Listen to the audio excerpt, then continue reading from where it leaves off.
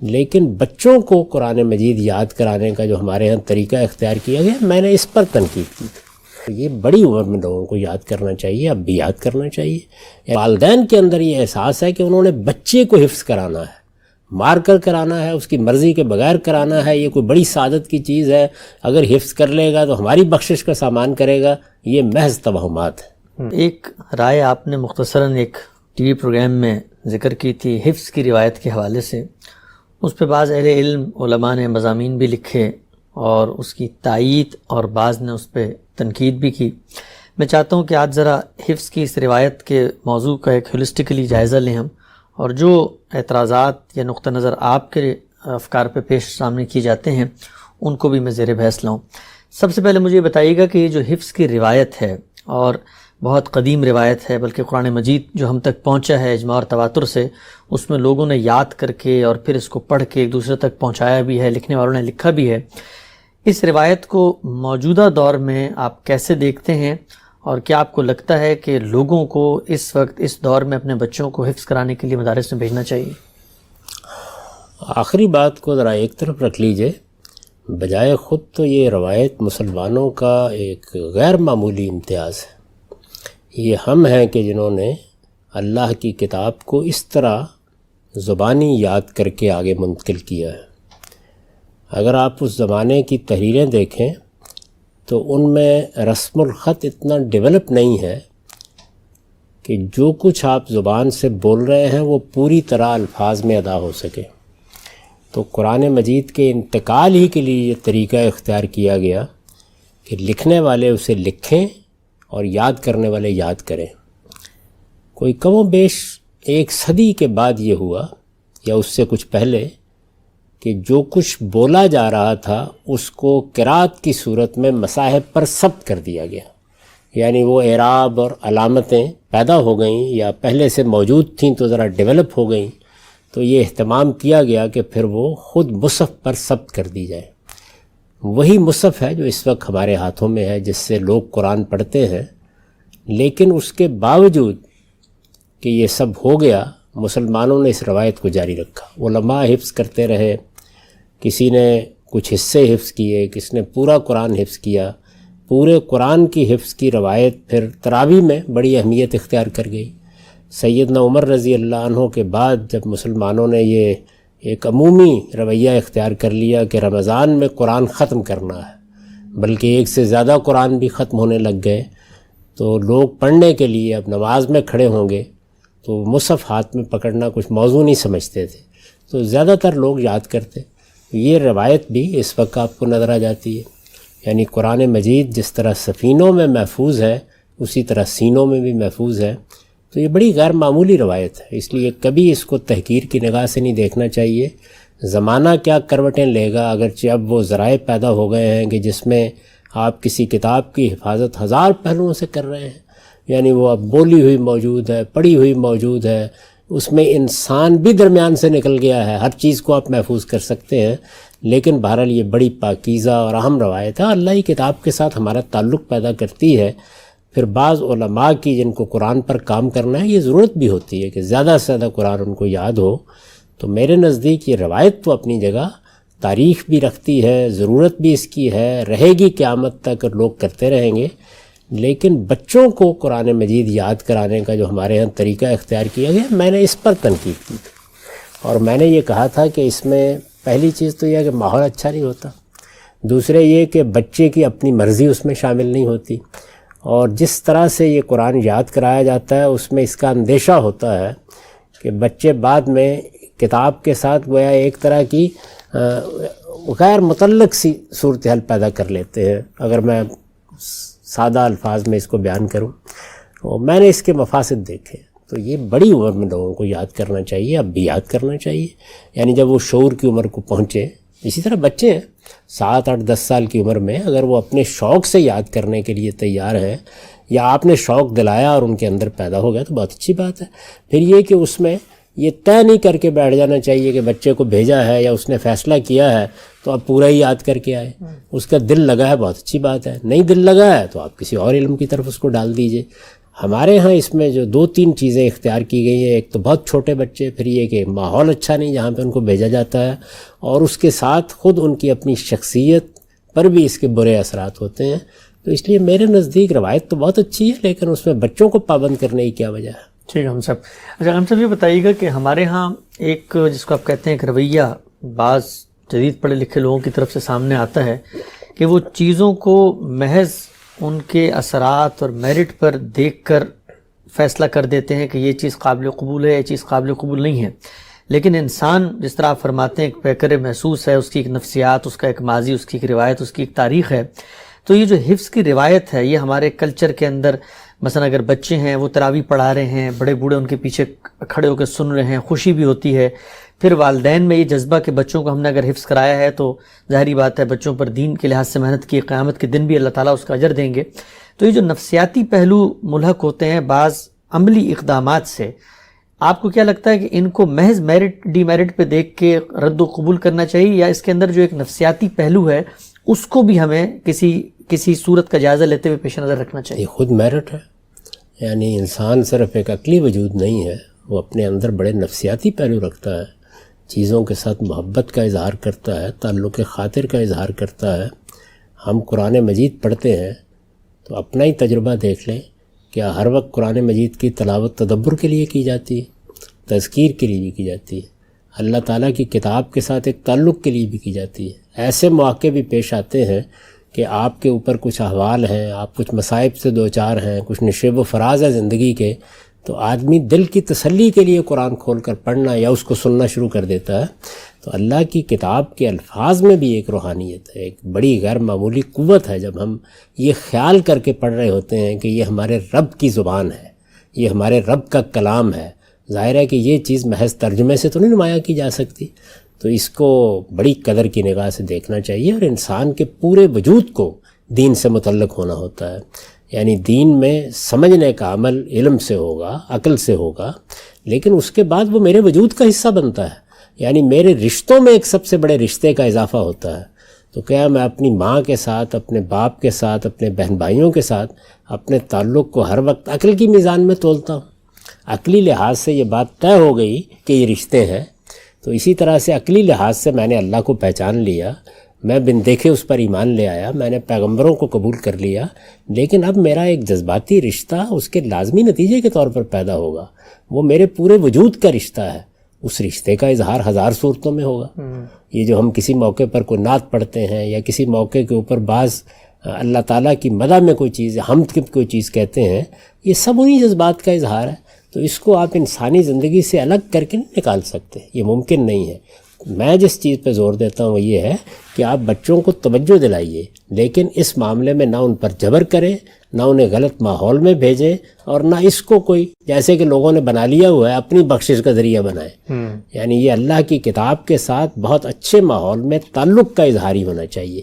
تو اگر کوئی بچہ شوق سے سیکھنے کا رویہ اختیار کرتا ہے، اچھی بات ہے، بہت اچھی بات ہے، لیکن یہ کہ اس سے کوئی فرق نہیں پڑتا کہ وہ بڑا ہو کے سیکھ لے، اس عمر میں سیکھ لے کہ جس وقت اس نے قرآن مجید کو اپنے لیے ایک کتاب ہدایت کے طور پر قبول کر لیا ہے. بہت لوگ ہیں کہ جنہوں نے جوانی میں بلکہ ادھیڑ عمر میں قرآن مجید یاد کیا ہے، بعد میں یاد کر لے، اس سے کوئی فرق نہیں پڑتا. یہ شعور کے ساتھ، محبت کے ساتھ، تعلق خاطر کے ساتھ ہونا چاہیے.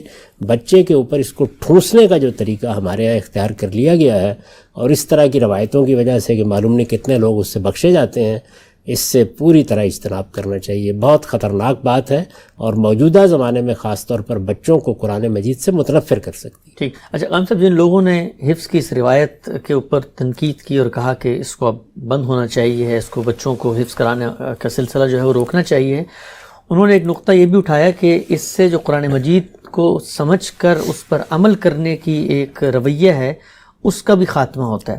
اچھا، اس کے جواب میں جو ہمارے علماء ہیں ان کی طرف سے بات سامنے آئی کہ قرآن مجید سمجھنا، اس پر غور کرنا یہ یقینی طور پہ ضروری ہے، لیکن اس کے الفاظ کے ساتھ مناسبت، اس کو ویسے ہی بغیر سمجھے بھی تلاوت کرنا، یہ بھی ایک جس کو آپ کہتے ہیں باعث اجر چیز ہے. تو آپ عربی متن سے گویا اگر آپ اس کو نکال دیتے ہیں، محض تفہیم اور سمجھنے کو لے کر آتے ہیں قرآن کے معاملے میں، تو وہ جو خدا کی کتاب کے ساتھ ایک تعلق ہے وہ تو پھر آدمی ترجمہ بھی کسی کا پڑھ سکتا ہے، اس الفاظ کے ساتھ تو مناسبت نہیں رہے گی. نہیں، میرے خیال میں دونوں چیزیں بڑی اہم ہیں. یعنی قرآن مجید اصلاً ہدایت کے لیے ہے، تدبر کیا جائے تو ہر آدمی کو کرنا ہے. لیکن اور ہر آدمی کو کچھ نہ کچھ قرآن یاد بھی کرنا چاہیے، اس لیے کہ نماز پڑھنی ہے اس نے. خاص طور پر فجر کی نماز میں تو لمبی صورتیں پڑھی جاتی ہیں. اگر اللہ تعالیٰ تہجد کی توفیق دے تو اس میں بھی ظاہر قرآن ہی پڑھا جاتا ہے. اس زمانے میں تو خیر ایسے ذرائع پیدا ہو گئے ہیں کہ آپ سن بھی سکتے ہیں، آپ مصحف بھی ہاتھ میں لے کے پڑھ سکتے ہیں، ان میں سے کوئی چیز بھی مانے نہیں، لیکن آدمی کا دل یہ چاہتا ہے کہ زیادہ سے زیادہ قرآن اس کے سینے میں ہو. اصلی سوال یہ نہیں ہے، یہ ساری انسان کی ضرورتیں ہیں. یعنی تدبر کرنا یہ تو اس کے فرائض میں سے ہے، قرآن کو جاننا سیکھنا اس پر اس کی فلاح کا انحصار ہے. لیکن قرآن مجید کے الفاظ سے تعلق پیدا کرنا، اللہ کی کتاب کو آپ چومتے ہیں، اٹھاتے ہیں، اپنے پاس رکھتے ہیں، یہ ادب کے اظہار کے طریقے، یہ محبت کے اظہار کے طریقے، یہ بھی انسانی زندگی کا لازمہ ہے.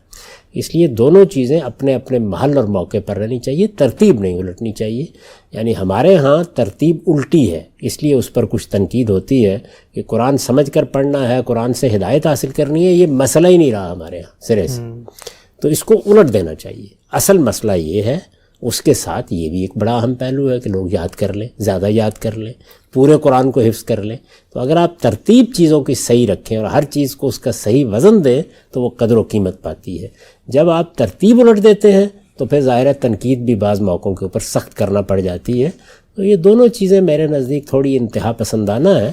ان کے اندر صحیح توازن یہ ہے کہ ہر بچے پر یہ واضح کیا جائے کہ اس کے اللہ کی کتاب کو پڑھنا ہے، اس کو سیکھنا ہے، اس کو سمجھنا ہے، اس کا ترجمہ اس کو سکھایا جائے، قرآن مجید سے ایک براہ راست تعلق اس کا پیدا ہو. پوری زندگی میں یہ قرآن ہمیشہ اس کے لیے اس طرح رہے کہ جب بھی کبھی اس کے ذہن میں کوئی خلجان پیدا ہو تو وہ اس کو نکال کر پڑھے اور اس سے ہدایت حاصل کرے. ہر مسلمان اپنی پوری زندگی میں کم سے کم ایک بار پورے قرآن مجید کو شروع سے لے کے آخر تک سمجھ کر پڑھ لے، خواہ ترجمے کے حوالے سے پڑھے، خواہ جو جدید طریقے بعض اختیار کیے گئے ہیں جن میں آپ ترجمہ سیکھ لیتے ہیں اس طرح سیکھے، خواہ یہ ہے کہ اللہ توفیق دے تو عربی زبان جانتا ہو براہ راست پڑھ لے. تو یہ سارے معاملات ہر شخص کو کرنے چاہیے. کچھ لوگوں کو اگر یہ شوق ہو کہ وہ قرآن کو یاد کریں تو ان کے اس شوق کو بھی حوصلہ افزائی کر کے اور بڑھانا چاہیے. لیکن اصل چیز جو قابل تنقید ہے وہ بچوں پر اس کو ٹھونسنا اور والدین کا اس کو ایک مسئلہ بنا لینا ہے. اس سے اجتناب کرنا چاہیے. یہ دین کے لیے بھی اور دعوت کے لیے بھی اور بچوں کی آگے کی زندگی کے لیے بھی نقصان دہ ہے. ٹھیک. اچھا غلام صاحب، آپ نے ایک بات فرمائی کہ اصل کام تو ظاہری بات ہے کلام اللہ نے نازل کیا ہدایت کے لیے، اس کو پڑھنا سمجھنا ہے. اور آپ نے اس روایت کو بھی واضح کیا تھا پچھلے دنوں جو عام طور پہ بیان کی جاتی ہے کہ ہر حرف پہ 10 نیکیاں ملیں گی، اگرچہ وہ ایک ضعیف روایت ہے، اور جو مکمل روایت ہے اس میں تعلیم ہی کا ذکر ہے قرآن مجید کو سمجھ کے پڑھنے کا. لیکن یہ بتائیے گا کہ اگر کوئی آدمی اس کو سمجھ کے نہیں پڑھتا تو کیا آپ اس کی نفی کرتے ہیں کہ یہ بغیر سمجھے پڑھنا، محض تلاوت کرنا، یہ کوئی اجر کا باعث نہیں بنتا؟ دیکھیے بات یہ ہے کہ ایک ہے کہ قرآن مجید کو میں سمجھ ہی کے پڑھتا ہوں، ہمیشہ اس کے ترجمے پر نگاہ رکھ کے، مدعا پر نگاہ رکھ کے اس کی تلاوت کرتا ہوں. میری اپنی زندگی میں ایک عام مسلمان کی حیثیت سے میں بات کر رہا ہوں، قرآن ایک زندہ کتاب کے طور پر موجود ہے. یہی میرا عمومی رویہ ہے. اور کسی موقع کے اوپر یا ایک عمومی تلاوت میں اللہ کی کتاب کے ساتھ محبت کے اظہار کے لیے یا اس سے تذکیر حاصل کرنے کے لیے یا محض اس کی فضا میں جینے کے لیے اس کو پڑھتا ہوں. تو یہ دونوں چیزیں اپنی اپنی جگہ.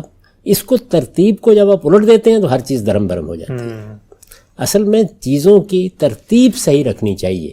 میری اپنی ماں کے لیے پہلی ذمہ داری یہ ہے کہ میں اس کے لیے اگر اس کو کھانا ہے تو اس کا بندوبست کروں، اس کے لیے جگہ کا بندوبست کروں، رہائش کا بندوبست کروں، سکون کا بندوبست کروں، آرام کا بندوبست کروں، بیمار ہے تو اس کے علاج کا بندوبست کروں. اس کے بعد مجھے ہاتھ چومنے میں بھی ایک لذت آتی ہے، وہ بھی میری محبت کا اظہار ہے، لیکن ہاتھ ہی چومتا رہوں. تو قرآن مجید کے ساتھ ہمارے تعلق کی ترتیب صحیح ہونی چاہیے. اصلاً وہ ہدایت کی کتاب ہے، اصلاً اس کو پڑھنا ہے، اصلاً ہماری ذمہ داری ہے کہ یہ آپ ایک نفسیاتی تسکین کے پہلو کو اگر ترتیب الٹ کے اصل بنا دیں گے تو پھر تنقید ہوگی اس کے اوپر. جی بڑی خوبصورت بات فرمائی غلام صاحب آپ نے. یہ بتائیے گا کہ ایک اور پہلو کہا جاتا ہے کہ جب قرآن کو آگے پہنچانے کے لیے جو میڈیم اختیار کیا گیا اس میں آپ نے بھی وضاحت فرمائی کہ لوگ اس کو پڑھتے تھے، تو یہ پڑھنے کا میڈیم جو ہے اس کو اگر آپ ترک کر دیتے، یاد کرنے کا میڈیم اس کو آپ ترک کر دیتے ہیں تو گویا دین جن ذرائع سے پہنچا ہے ان میں سے ایک بڑے ذریعے کو آپ روک رہے ہیں. اور کہا یہ جاتا ہے کہ جو اصل ذریعہ ہے وہ آج بھی یہی ہے کہ آپ اس کو یاد کرتے ہیں. یہ باقی ذریعے جو ہیں یہ ثانوی ہیں اور اتنے مضبوط بھی نہیں ہیں. لہٰذا حفظ کی روایت جو ہے یہ دین کے پہنچنے کے جو ذرائع ہیں ان پر موقوف ہے اور ان ذریعوں کو ہم تبدیل نہیں کر سکتے. میرے نزدیک تبدیل کرنے کی ضرورت کیوں پیش آ گئی؟ یعنی قرآن مجید کو جس طریقے سے بھی پہنچانے کا اہتمام یہ امت کرتی رہی ہے اس کو ایسے ہی جاری رہنا چاہیے. جس چیز پہ نقد کیا جا رہا ہے وہ یہ ہے نہیں. یعنی علماء اس کو یاد کرتے ہیں، بڑی عمر کے لوگ اس کو یاد کرتے ہیں، اپنے شوق سے لوگ پورا قرآن حفظ کرتے ہیں. یہ سب اسی طرح جاری رہنا چاہیے. آپ کے یہاں تراویح کی ایک روایت موجود ہے، اس کے حوالے سے بھی لوگ اس کو یاد کرتے رہیں گے. بہت سے لوگ ہیں کہ جو قرآن مجید کو یاد کر کے یہ چاہیں گے کہ وہ تراویح میں سنائیں. اصل چیز یہ ہے کہ یہ فیصلہ کس کو کرنا ہے؟ والدین کو اپنی بخشش کے لیے فیصلہ کرنا ہے یا بچوں کو اپنے شوق سے یہ فیصلہ کرنا ہے؟ تو یہ فیصلہ بچے ہوں تو ان کو بھی شوق سے کرنا چاہیے، بڑے ہوں تو ان کو بھی شوق سے کرنا چاہیے. یہ انسان کے اپنے شوق کا اظہار ہے اور اس کو کبھی بھی آپ اس کی حوصلہ شکنی نہ کریں، حوصلہ افزائی کرنی چاہیے. علماء میں بہت سے لوگ ہیں کہ جنہوں نے بڑی عمر میں قرآن یاد کیا، اس لیے کہ حوالہ دینے میں آج کل تو خیر بہت ذرائع پیدا ہو گئے ہیں، آسانی رہے، آپ کی نگاہ میں پورا قرآن یا اس کی تعلیمات رہے، کسی موقع پر کسی اسلوب کو تصریف کے لحاظ سے دیکھنا ہے تو وہ چیز سامنے رہے. تو ہمارے ہاں اس کی جو روایت جاری ہے اس کے بارے میں کوئی منفی رویہ اختیار کرنے کی ضرورت نہیں ہے. جو چیز غلط ہے وہ اصل میں بچوں کو اس میں جھونک دینا ہے، ٹھیک، ان کی مرضی کے بغیر، بعض موقعوں کے اوپر بہت مار پیٹ کر، اسی طرح سے ان کی صلاحیت کو دیکھے بغیر، ایک خاص عمر میں جب ان کو شعور نہیں ہوتا، اور ایسے ماحول کے حوالے کر دینا کہ جہاں پر اللہ کی کتاب سے ان کے اندر ایک نفرت پیدا ہونی شروع ہو جاتی ہے. اور میں نے دیکھا ہے اس کو، اس سے اجتناب کرنا ہے. تو تنقید کو بس وہاں تک محدود رکھیے. ٹھیک ہے. ہم سب آخری بس سوال کا جواب مجھے دیجیے گا اس موضوع سے متعلق. آپ نے دنیا بھر میں سفر بھی کیا، یہاں امریکہ میں بھی ہم کچھ حفظ کی جو روایات ہیں ان سے واقف ہوئے.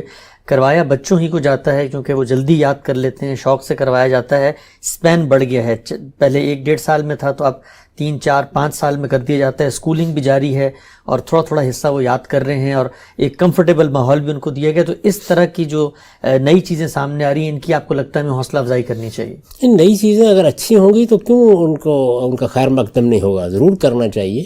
لیکن یہ کہ یہ جو ہمارے ہاں یہ والدین کے اندر یہ احساس ہے کہ انہوں نے بچے کو حفظ کرانا ہے، مار کر کرانا ہے، اس کی مرضی کے بغیر کرانا ہے، یہ کوئی بڑی سعادت کی چیز ہے، اگر حفظ کر لے گا تو ہماری بخشش کا سامان کرے گا، یہ محض توہمات ہے.